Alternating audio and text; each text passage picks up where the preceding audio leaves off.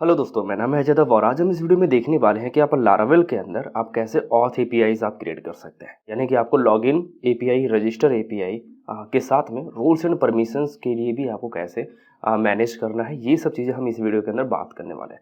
तो आप वीडियो को आप अंत तक देखिएगा ताकि आपको पूरे कॉन्सेप्ट क्लियर हो सके, है ना। तो सबसे पहले हम क्या करते हैं कि एक प्रोजेक्ट क्रिएट कर लेते हैं और फिर उस फोल्डर के अंदर चलते हैं जिस नाम से आपने प्रोजेक्ट क्रिएट किया होगा। तो हमारे यहाँ पर है Laravel API rule and permission करके। यदि मैं यहाँ पे रन करता हूँ PHP आर्टिजन अबाउट करके, तो हमें ये बताएगा कि कौन सा वर्जन मैं यहाँ पे यूज़ कर रहा हूँ। तो आप यहाँ पर देखेंगे कि मैं लारावेल का जो वर्जन है वो 9.30.1 यूज़ कर रहा हूँ, ठीक है। और जो PHP का वर्जन है वो भी यहाँ पर मेंशन है। तो अभी के लिए ये लेटेस्ट वर्जन है लारावेल का, इसीलिए मैं यहाँ पे लारावेल 9.30 यूज़ कर रहा हूँ।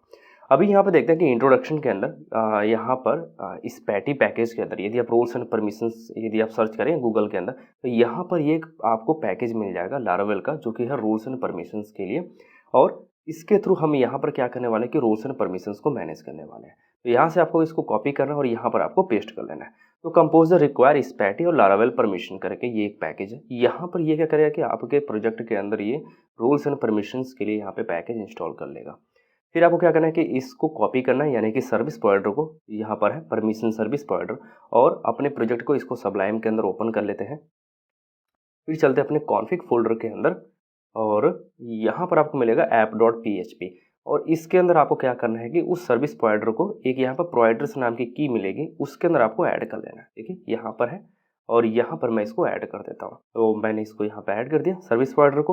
अब यहाँ पर नीचे आएंगे तो अभी बोला कि आप यहाँ से पब्लिश कर सकते हैं जो ये कुछ फाइल्स आपको प्रोवाइड करेंगे।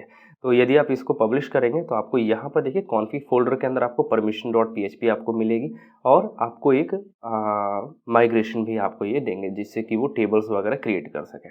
ओके, ठीक है।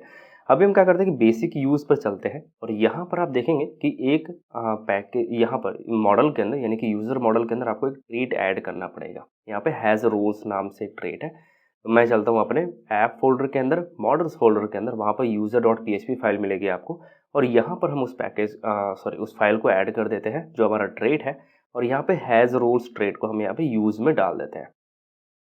तो अभी तक हमने क्या किया कि यहाँ तक जो भी हमारे पैकेजेस वगैरह के साथ में है, जो भी फाइल्स वो हमने यहाँ पे डाल दी हैं।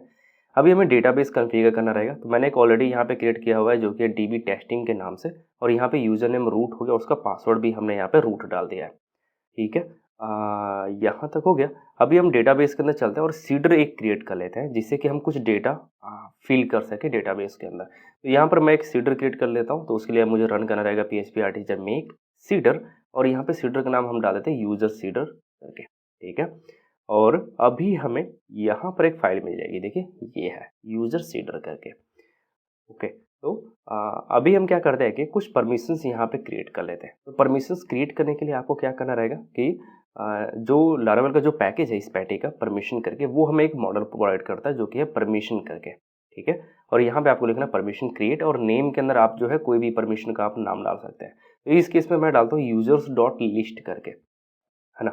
अब ये जो परमिशन मॉडल है इसको आपको इंपोर्ट करना रहेगा टॉप पे। तो इंपोर्ट करने के लिए आपको चलना रहेगा कॉन्फ़िग फोल्डर के अंदर, और यहाँ पे permission.php जो उन्होंने हमें प्रोवाइड की है पैकेज ने, यहाँ पर देखिए ये एक मॉडल है ना। तो इसको आप यहाँ से कॉपी कर सकते हैं और इसको यहाँ पर आप इसको टॉप पर यूज़ कर सकते हैं इस परमिशन के लिए। तो यहाँ पर हम इसको यूज़ कीवर्ड डाल देते हैं और यहाँ से परमिशन हमने यहाँ पे ऐड कर लिया है।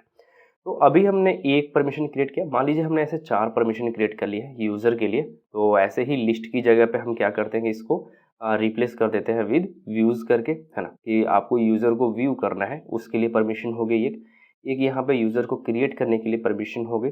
सेम चीज़ अपडेट करने के लिए भी, तो मैं यहाँ पे लिखता हूँ अपडेट, और एक परमिशन हम क्रिएट कर लेते हैं जो कि होगा यूज़र को डिलीट करने के लिए।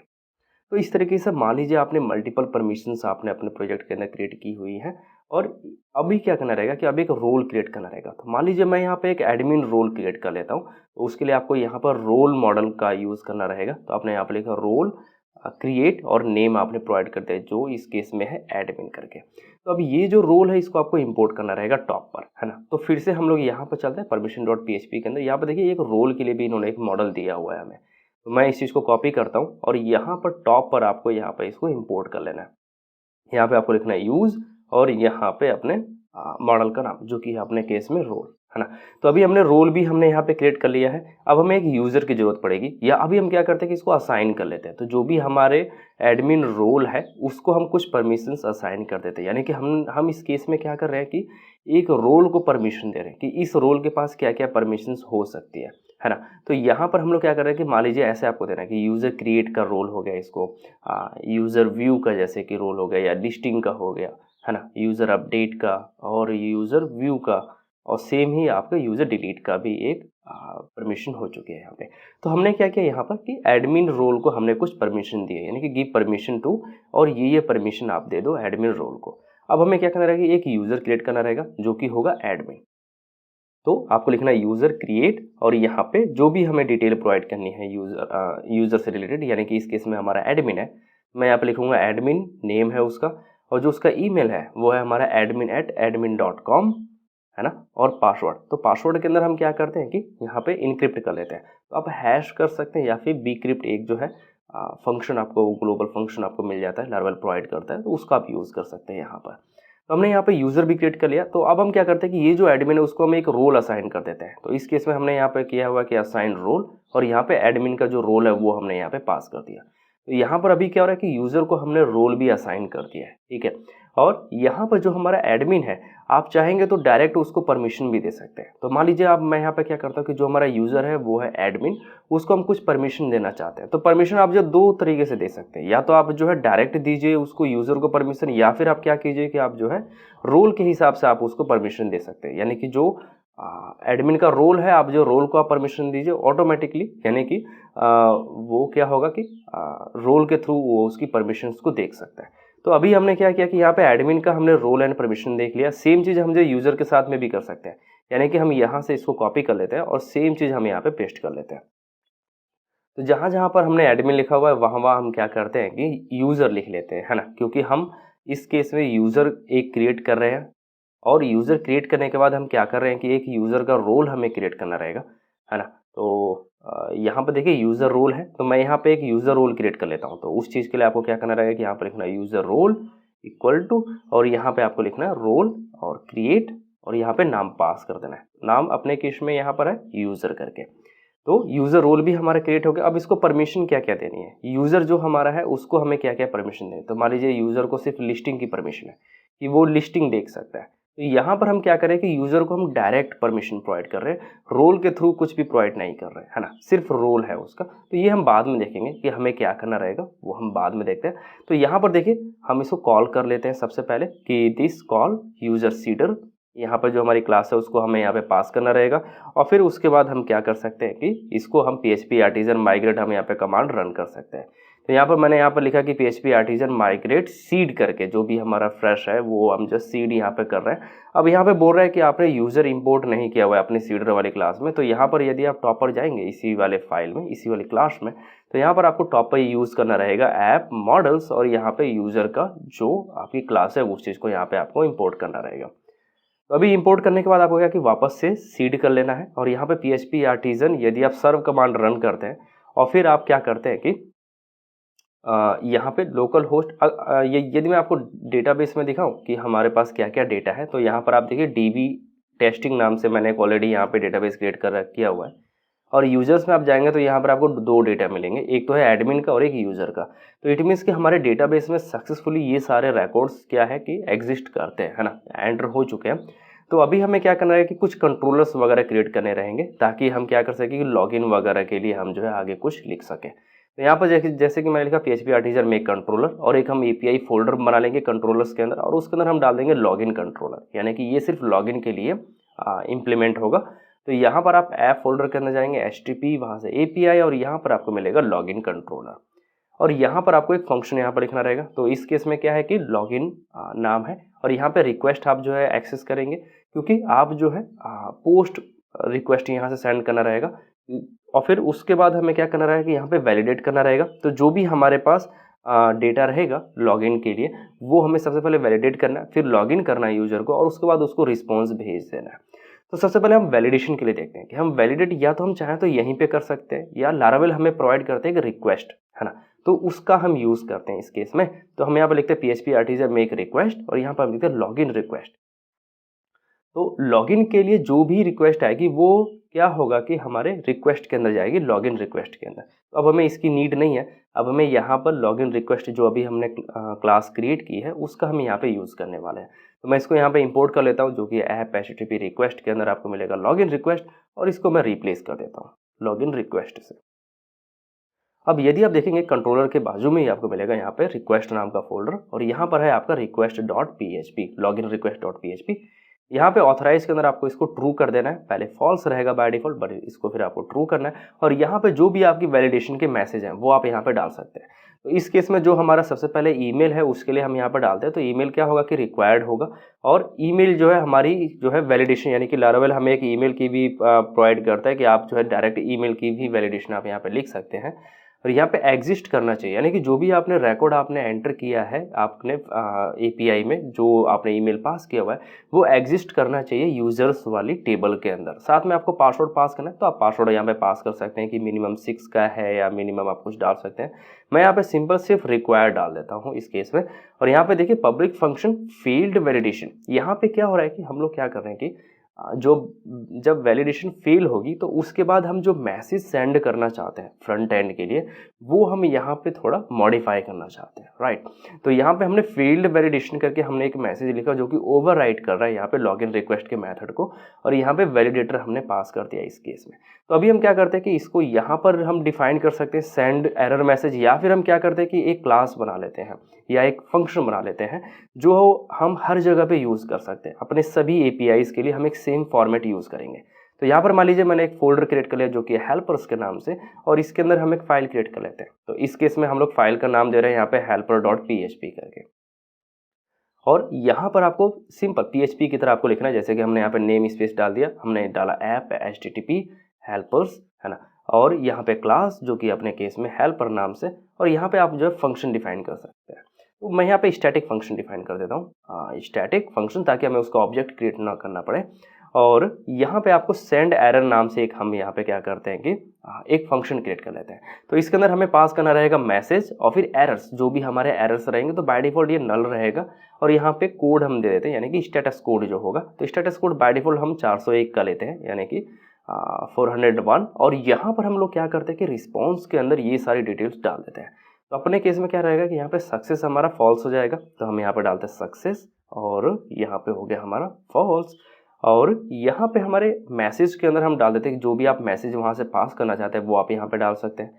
और फिर चेक करते हैं कि यदि एरर्स हुआ तो यानी कि इफ एम्प्टी यानी कि नॉट एम्प्टी हुआ, तो उस केस में हमें क्या करना है कि रिस्पॉन्स के अंदर हमें एरर्स भी डालना रहेगा। तो हम यहाँ पे डालते हैं कि अगर वो एम्प्टी नहीं होता यानी कि कुछ एरर उन्होंने पास किया हुआ है, तो रिस्पॉन्स के डेटा के अंदर आप क्या करो कि जो भी एरर्स है वो सारे आप यहाँ पे डाल दो, है ना। और फिर क्या करो कि आप लास्ट में आप इसको रिस्पॉन्स को आप जो है रिटर्न कर सकते हैं यहाँ से, जो कि होगा यहाँ पे थ्रो न्यू और रिस्पॉन्स एक्सेप्शन करके आप यहाँ से सेंड कर सकते हैं। तो यहाँ पर क्या है कि throw new HTTP response exception, और यहाँ पे आप रिस्पॉन्स जेसन फॉर्मेट में आप ये सारा डिटेल्स आप जो है सेंड कर सकते हो वापस फ्रंट एंड के लिए। तो आपने यहाँ पे रिस्पॉन्स भेजा, आपने यहाँ पे स्टेटस कोड भेजा, और ये सारी डिटेल्स क्या होगी कि फ्रंट एंड में चली जाएगी। और यहाँ पर आपको इंपोर्ट करना रहेगा, तो यहाँ पर मैं इसको इंपोर्ट करता हूँ इल्यूमिनेट HTTP एक्सेप्शन, और यहाँ पे HTTP रिस्पॉन्स एक्सेप्शंस करके, ठीक है। तो अभी हमारी ये क्लास रेडी हो चुकी है हेल्पर नाम से, और ये क्या होगा कि ये हम हर जगह यूज़ कर सकते हैं, अपने कंट्रोलर के अंदर, अपने लॉगिन रिक्वेस्ट के अंदर, जहाँ जहाँ भी हमें इसकी नीड रहेगी हम वहाँ पर इसको यूज़ कर सकते हैं। यहाँ पर मान लीजिए मैंने यहाँ पे लिखा कि यूज़ ऐप HTTP हेल्पर्स, और यहाँ पे हेल्पर है, और यहाँ पे जो हमारा सेंड एरर मैसेज है इसकी जगह पे हम यहाँ पे लिखेंगे कि हेल्पर HELPER हेल्पर, और फिर अपने फंक्शन का नाम जो है हमारे केस में सेंड एरर करके, और यहाँ पे हम वैलिडेशन मैसेज पास कर सकते हैं कि जैसे कि इस केस में हमारा है वैलिडेशन एरर, है ना, मैसेज, और यहाँ पे जो हमारा एरर्स है वो हमें यहाँ पे सेंड करना रहेगा। तो आपको यहाँ पे वैलिडेटर है वो आपको प्रोवाइड कर देगा जो भी आपके एरर्स होंगे। तो इस केस में हमारा क्या हो गया यहाँ पे एरर्स, और यहाँ पे आपको स्टेटस कोड आपको भेजने की जरूरत नहीं है क्योंकि बाय डिफॉल्ट वो 401 ले रहा है, तो जो कि हमारा वैलिडेशन एरर हो गया। तो अभी हमारा यहाँ पे जो हमारी वैलिडेशन है वो हमारी सक्सेसफुली हो चुकी है, यानी कि यहाँ तक हमारे पास डेटा क्या होगा कि वैलिडेटेड डेटा हमें यहाँ पे मिलने वाला है। तो अब हम क्या करते हैं कि PHP आर्टिजन सर्व कर लेते हैं और एक बार इसको टेस्ट कर लेते हैं। तो टेस्टिंग के लिए मैं क्या करता हूँ कि यहाँ पर पोस्टमैन ओपन कर लेता हूँ, जहाँ से हम लोग क्या होगा कि API लॉगिन वाले हम लोग यहाँ से टेस्ट कर सकते हैं। तो इस केस में हम यहाँ पे सेंड करते हैं लॉगिन के लिए। तो यहाँ पर देखिए कुछ एरर आ रहा है जो कि है, अच्छा उसको यूआरएल नहीं मिल रहा है। तो उस केस में हमें क्या करना रहेगा कि अपने राउट्स फोल्डर के अंदर चला रहेगा। सबसे पहले हम यहाँ से कुछ रिटर्न कर देते हैं कि यदि वो पास होता तो उसको एज ए ट्रू कुछ मैसेज मिल जाएगा। और चलते अपने राउट्स के अंदर api.php और यहाँ पे आपको देखिए एक एपीआई क्रिएट करनी रहेगी। तो इस केस में हमारे पास है राउट पोस्ट और यहाँ पे लॉगिन और यहाँ पे कंट्रोलर का नाम जो कि अपने केस में लॉगिन कंट्रोलर और यहाँ पे मेथड आपको पास करना रहेगा। तो मेथड आपने हमारे केस में क्या है वो है लॉगिन करके। अब इस लॉगिन कंट्रोलर को टॉप पे आपको इंपोर्ट भी करना रहेगा। तो उसके लिए आपको यहाँ पे लिखना है use app http controllers API और फिर आपके कंट्रोलर का नाम जो कि है हमारे केस में लॉगिन कंट्रोलर।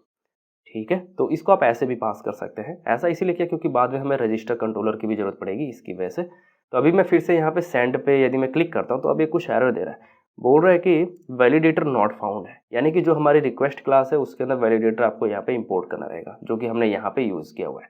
तो यहाँ पर हम लोग लिखेंगे यूज़ इल्यूमिनेट और यहाँ पे आपको कॉन्ट्रैक्ट्स क्योंकि ये एक ट्रेट है तो अपना यहाँ पे लिखेंगे वैलिडेशन कॉन्ट्रैक्ट है सॉरी। तो यहाँ पर आपको लिखना है कि वैलिडेटर है ना। तो अभी हमने इस कॉन्ट्रैक्ट को यहाँ पे ओपन कर लिया। अब मैं वापस से इसको सेंड करता हूँ तो अब देखिए यहाँ पे दिखा रहा है कि आपने सक्सेसफुली आपने लॉगिन कर लिया है।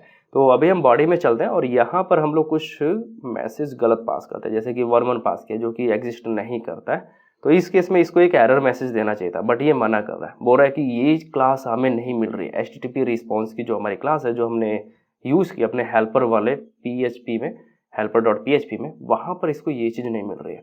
और ऐसा इसलिए क्योंकि यदि आप हॉवर करेंगे तो यहाँ पर देखिए एक्सेप्शंस करके आ रहा है, एक्सेप्शंस HTTP रिस्पॉन्स, तो यहाँ पे S लगाना रहेगा, इसकी वजह से ये एरर आ रही थी। अब मैं वापस इसको सेंड पे क्लिक करता हूँ तो आप देखिए एक एरर मैसेज यहाँ पे जनरेट हो रहा है जो कि एक फॉर्मेटेड एरे है ना। यानी कि जो हमारा एरर मैसेज है वो एक फॉर्मेट, उसका एक पर्टिकुलर फॉर्मेट रहेगा। तो क्या होगा कि आपकी जितने भी प्रोजेक्ट के अंदर जो भी आपको एरर सेंड करना है आप कुछ इस तरीके से आप सेंड कर सकते हैं।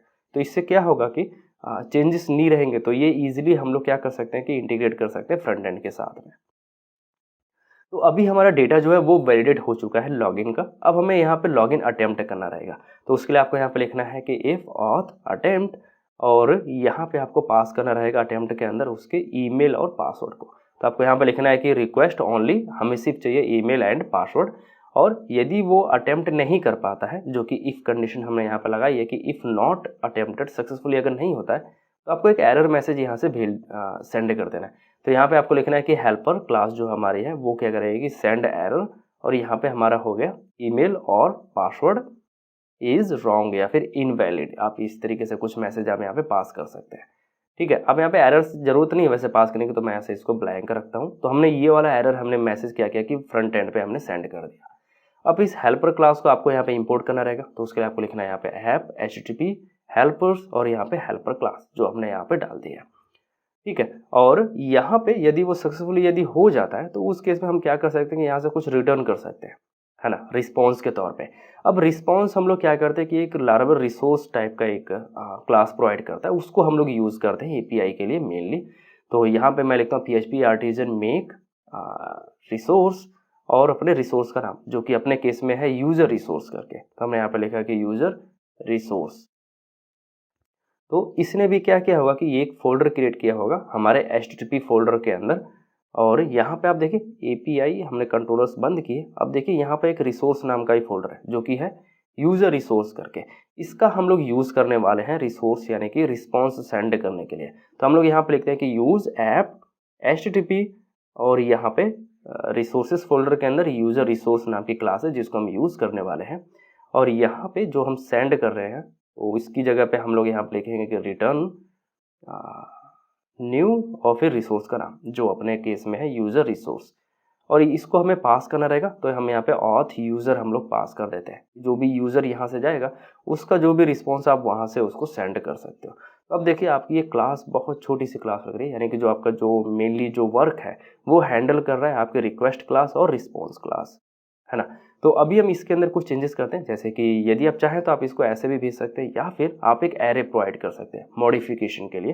तो मैं यहाँ पर मॉडिफिकेशन के लिए भी दिखा देता हूँ कि आप कैसे कर सकते हैं। जैसे कि आपने ID पास किया, लेट्स से हम यहाँ पे यूज़र आईडी पास करते हैं इस तरीके से, है ना। तो कभी कभी क्या होता है कि कंपनीज के अंदर रिक्वायरमेंट आ जाती है प्रोजेक्ट के अंदर कि हमें क्या करना है कि डेटाबेस की अलग रखनी है और रिस्पॉन्स जो हम भेज रहे हैं उसकी की हमें डिफरेंट रखनी है। तो आप कुछ इस तरीके से आप उसको यहाँ पे मॉडिफाई कर सकते हैं जब आप रिस्पॉन्स सेंड कर रहे होते हैं उस टाइम। तो यहाँ पर मान लीजिए आपने नेम भेजा अलग से, आपने उसको ईमेल भी भेजा इस तरीके से, तो इसके लिए आपको लिखना है दिस डॉट ईमेल।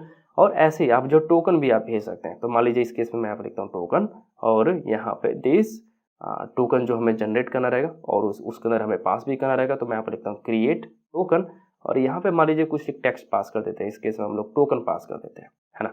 और यहाँ पे प्लेन जो हमारा टेक्स्ट है एक तरह से वो यहाँ से रिटर्न कर देगा टोकन का।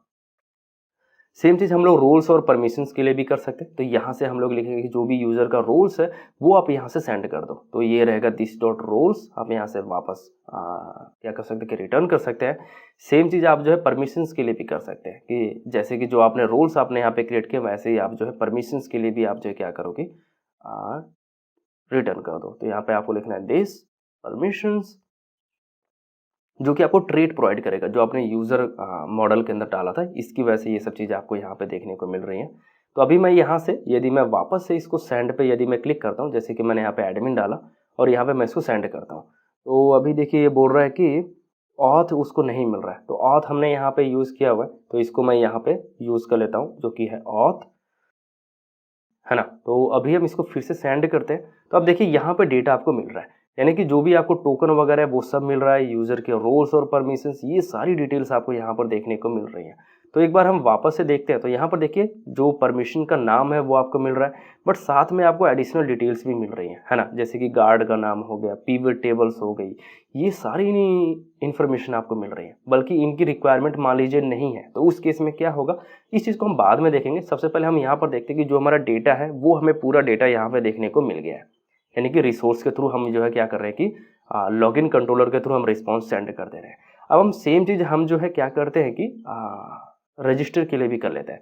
तो मैं यहाँ पे लॉगिन कंट्रोलर को डुप्लीकेट कर लेता हूँ और यहाँ पर मैं लिख देता हूँ कि भाई ये है हमारा रजिस्टर कंट्रोलर, और जो हमारा लॉगिन है इसकी जगह पे हम यहाँ पे लिख देते हैं कि ये है हमारा रजिस्टर। जो हमारा फंक्शन है इसकी जगह पे भी हमें रजिस्टर करना रहेगा, ठीक है। और यहाँ पे जो हमारा लॉगिन रिक्वेस्ट है इसकी जगह पे हमें एक रजिस्टर रिक्वेस्ट हमें क्रिएट करना रहेगा। तो जो हमारा रजिस्टर रिक्वेस्ट है उसके लिए हम क्या करते हैं कि एक जो है वापस से PHP आर्टिजन मेक रिक्वेस्ट और फिर उस क्लास का नाम जो हमें रिक्वेस्ट क्लास चाहिए होगी। तो इस केस में हमारे पास क्या है कि रजिस्टर रिक्वेस्ट नाम से हम एक क्लास चाहते हैं, तो वो हमें ये क्रिएट करके दे देगा एक।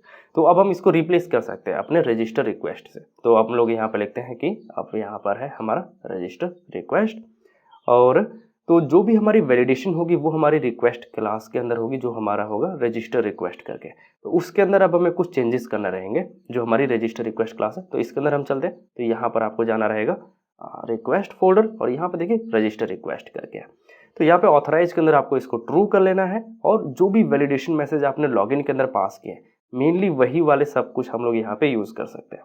तो यहाँ पर हम लोग क्या कर सकते हैं कि ऐसा करते हैं कि मैं इसको पूरे को कॉपी कर लेता हूँ, क्योंकि हमें फील्ड वैलिडेशन की भी ज़रूरत पड़ेगी। तो मैं इस पूरे को यहाँ से कॉपी कर लेता हूँ और वापस से यहाँ नहीं रजिस्टर रिक्वेस्ट वाली क्लास के अंदर चलते हैं, और यहाँ पर इसको हम जो है यहाँ से रिप्लेस कर देते हैं पूरे को। तो अभी देखिए हमारे पास क्या है कि जो हमारी रूल्स है उसके अंदर हमारे पास ईमेल और पासवर्ड तो ठीक है, एग्जिस्ट की जगह पे हम यहाँ पे यूनिक कर देंगे, क्योंकि हमें यूनिक चाहिए होगा, और पासवर्ड हो गया, और यहाँ पे एक नेम कीवर्ड और ऐड कर देते हैं। तो नेम फील्ड के लिए हम लोग यहाँ पे सिर्फ हमने रिक्वायर्ड रखा हुआ है। आप और भी चीज़ें ऐड कर सकते हैं, जैसे कि ये हमारी सिर्फ स्ट्रिंग होनी चाहिए, या फिर जैसे भी आपकी रिक्वायरमेंट हो वो आप यहाँ पे डाल सकते हैं। अभी जो हमारा रजिस्टर रिक्वेस्ट है अब वो यहाँ पर क्या है कि वैलिड हो चुका है ना, जो भी यूज़र रजिस्टर कर रहा है। उसके बाद हमें क्या करना रहेगा कि एक यूज़र को हमें यहाँ पे रजिस्टर करना रहेगा। तो उस केस के लिए हमें यहाँ पे यूज़र मॉडल का यूज़ करना रहेगा, और यहाँ पे जो हमने क्रिएट मेथड के अंदर हमें पास करना रहेगा जो भी डिटेल्स वगैरह यूज़र ने वहाँ से फिलअप की होगी। तो इस केस में क्या क्या है कि हमारे पास यहाँ पर सबसे पहले नेम है, तो नेम आपको यहाँ पे पास करना रहेगा। तो नेम आपको मिलेगा रिक्वेस्ट, और यहाँ से आप जो नेम पास कर सकते हैं। सेम चीज़ आपके लिए ईमेल के लिए भी रहेगी, तो आप यहाँ से ईमेल आप जब पास कर सकते हैं, तो उसके लिए आपको यहाँ पर लिखना है कि रिक्वेस्ट ईमेल, और सेम चीज़ आप जब पासवर्ड के लिए भी डाल सकते हैं। तो यहाँ पर आपको लिखना है कि बिक्रिप्ट, और यहाँ पे रिक्वेस्ट, और यहाँ पे पासवर्ड पास कर सकते हैं। ओके ठीक है। तो यहाँ तक तो हमने पास कर दिया कि जो भी हमारे यूज़र का नाम है, ईमेल है, और जो पासवर्ड है वो सभी डिटेल्स के साथ में क्या होगा कि अब एक यूज़र यहाँ पे क्रिएट हो चुका है। अब यूज़र जब क्रिएट हुआ है तो उसको हमें एक रोल भी असाइन करना रहेगा बाय डिफ़ॉल्ट, क्योंकि बाय डिफ़ॉल्ट एक जो है यूज़र के पास कोई रोल नहीं होगा। तो यहाँ पर असाइन करने के लिए आपको सबसे पहले क्या करना होगा कि आपको यूज़र रोल, मान लीजिए आप जब बाय डिफ़ॉल्ट यूज़र को असाइन करना चाहते हैं तो यहाँ पे आपको रोल आपको यहाँ पे क्या करना रहेगा कि आपको गेट करना रहेगा। तो मान लीजिए मैंने यहाँ पे कहा कि रोल वेयर नेम, आपका जो नाम है वो मान लीजिए यूज़र है, तो जो हमारा यूज़र रोल है वो यहाँ से हम जब फर्स्ट जो है वो जब फैच कर लेंगे और उसके बाद यही सेम रोल हम लोग क्या चीज़ करेंगे कि यूज़र को असाइन कर देंगे। तो यहाँ पे जो हमारा रोल है उसको हमें यहाँ पे क्या होगा कि इंपोर्ट भी करना रहेगा। तो इंपोर्ट करने के लिए आपको चलना है कॉन्फिग के अंदर और यहाँ पे permissions.php के अंदर आपको रोल यहाँ पे जो मॉडल है वो हमें यहाँ पे देखने को मिल जाएगा। तो यहाँ से देखिए हमने इसको यहाँ से इंपोर्ट कर लिया और यहाँ पे हमें लिखना है यूज स्पैटी मॉडल्स रोल और हमने इसको यहाँ पे यूज कर लिया। ठीक है, ओके। तो अब हमारे पास यूजर का रोल भी है। अब हमें यूजर के लिए हमें यहाँ पे चेक करना है कि इफ यूजर का रोल अगर हमें मिलता है तो उस केस में हमें क्या करना है कि यूजर के अंदर इसको असाइन कर लेना है, यानी कि जो भी हमारा यूजर है उसको हमें एक रोल असाइन यहाँ पे कर देना है। तो अभी हमारा क्या है कि यूजर को हमने एक रोल असाइन कर लिया है। अब हमें रोल असाइन करने के बाद हमें क्या करना होगा कि रिस्पॉन्स सेंड करना रहेगा। तो हमने यहाँ पे यूजर रिसोर्सेज के साथ में हमने उसको रिस्पॉन्स भी सेंड कर दिया है।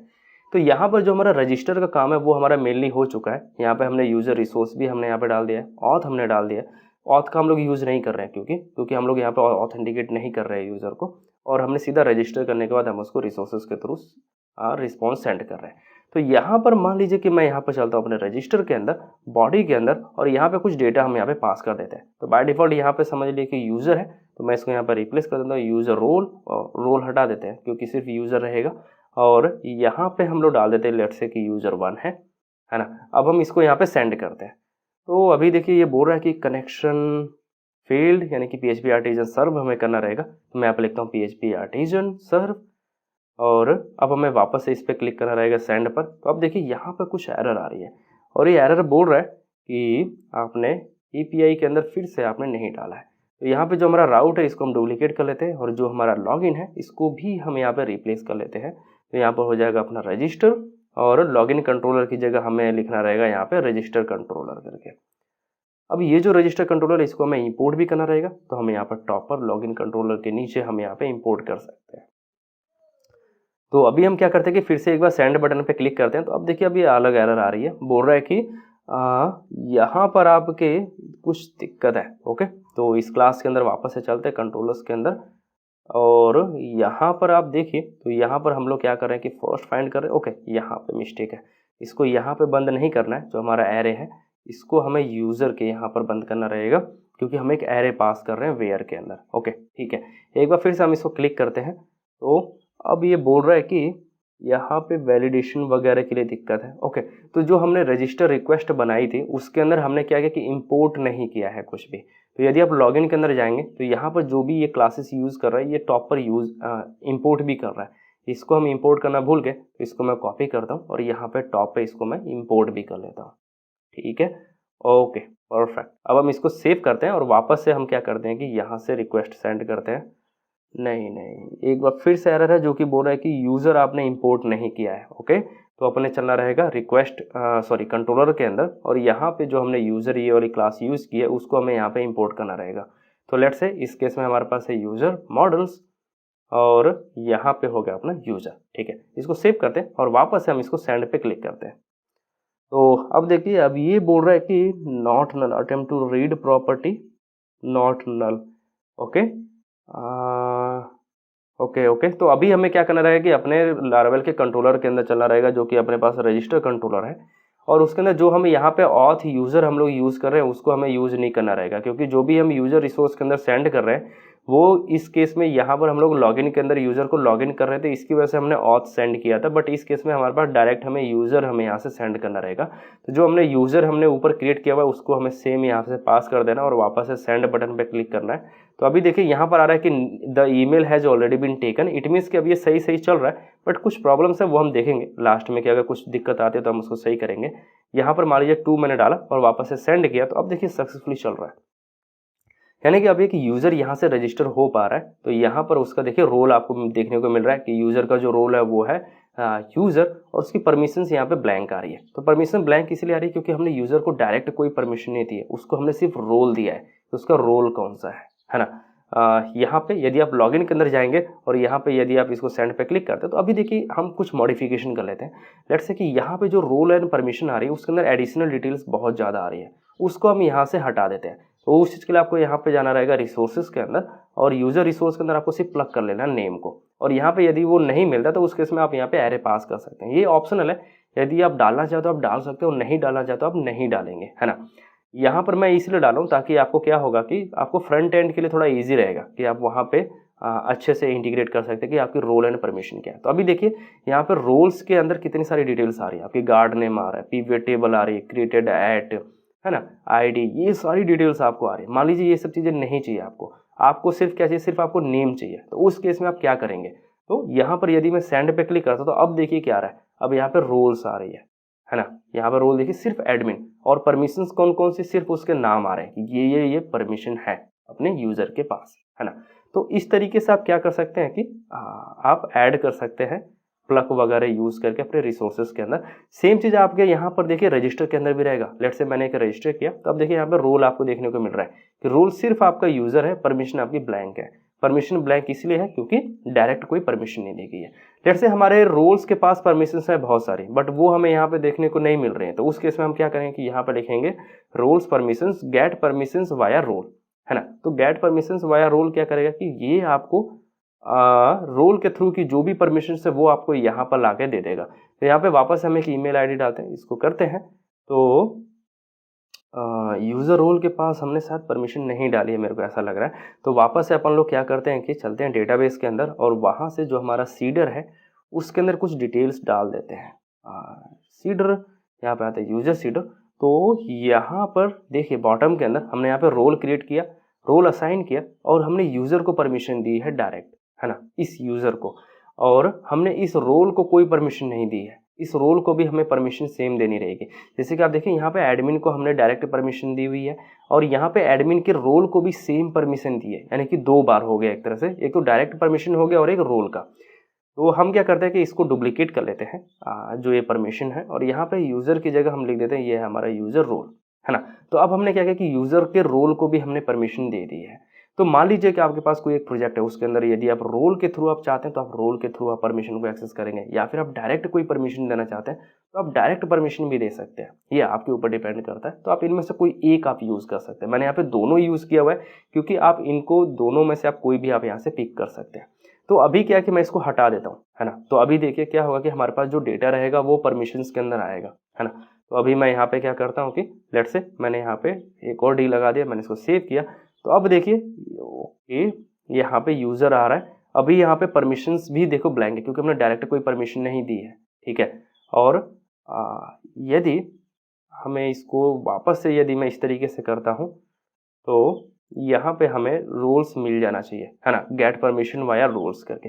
तो एक बार फिर से आपको सीड करना रहेगा और जैसे ही आप जब सीड करेंगे तो फिर आपको देखिए यहाँ पे परमिशंस भी आपको देखने को मिल रही है कि रोल्स एंड परमिशंस करके आ रहा है फिर से हमारे पास।